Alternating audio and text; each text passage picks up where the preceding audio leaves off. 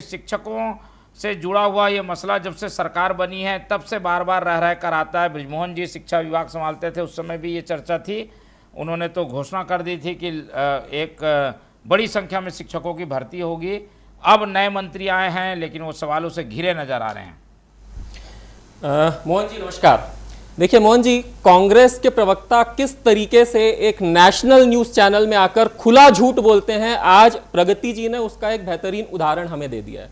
बार बार Congress party जो कहती है वही बात प्रगति जी भी रिपीट कर रही है कि हजारों स्कूल बंद कर दिए। कांग्रेस कहती है 10,000 स्कूल बंद कर दिए, प्रगति जी कह रही है हजारों स्कूल बंद कर दिए। आज मंत्री जी ने सदन में जवाब दिया है 166 स्कूल बंद हुए हैं, वो भी जो प्राइमरी और मिडिल स्कूल हैं, जो 1 कमरे 2 कमरे के स्कूल होते हैं, वो युक्ति युक्तकरण के कारण बंद कर दिए गए हैं। युक्ति युक्तकरण होता क्या है? किसी स्कूल में अगर 10 बच्चे हैं मगर वहां 6 टीचर हैं और किसी स्कूल में 100 बच्चे हैं वहां 2 ही टीचर हैं, तो इन स्कूलों का युक्ति, इनके जो एसेट्स हैं उनका युक्ति युक्तकरण कर दिया जाए, रैशनलाइजेशन कर दिया जाए।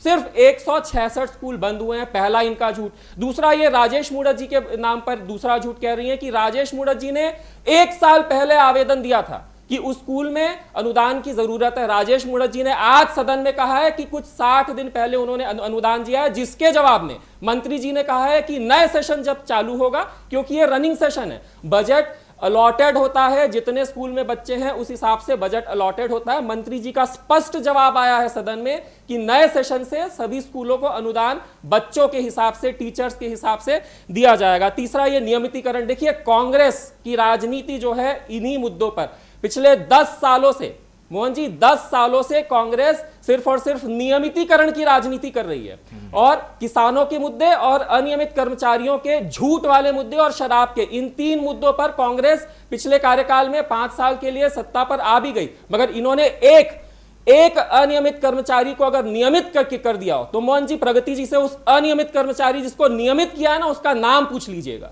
तो ये सिर्फ और सिर्फ इनके लिए राजनीति का मुद्दा, मगर भाजपा के लिए नहीं। हमारे मंत्री जी ने साफ कहा है, सुप्रीम कोर्ट को कोट करते हुए कहा है पिछली बार की सुप्रीम कोर्ट ने कहा है कि भाई स्पष्ट नियम नहीं है कि अनियमित कर्मचारियों को नियमित कर दिया जाए, आप पहले नियम बनाइए। और हम नियम बनाने की प्रक्रिया में हैं, ताकि हम अगर नियमित कर भी देते हैं तो वापस मामला जो है कोर्ट केस में न फंस जाए। तो पहले नियम बनाए जाएंगे, उसके बाद ही अनियमित कर्मचारियों को नियमित कर दिया जाएगा। आपकी तरह हम झूठ बोलकर सत्ता में नहीं आते हैं कि गंगा जल की शपथ ले लिया कि हम शराबबंदी करवा देंगे और शराब का 3200 करोड़ का घोटाला कर दिया।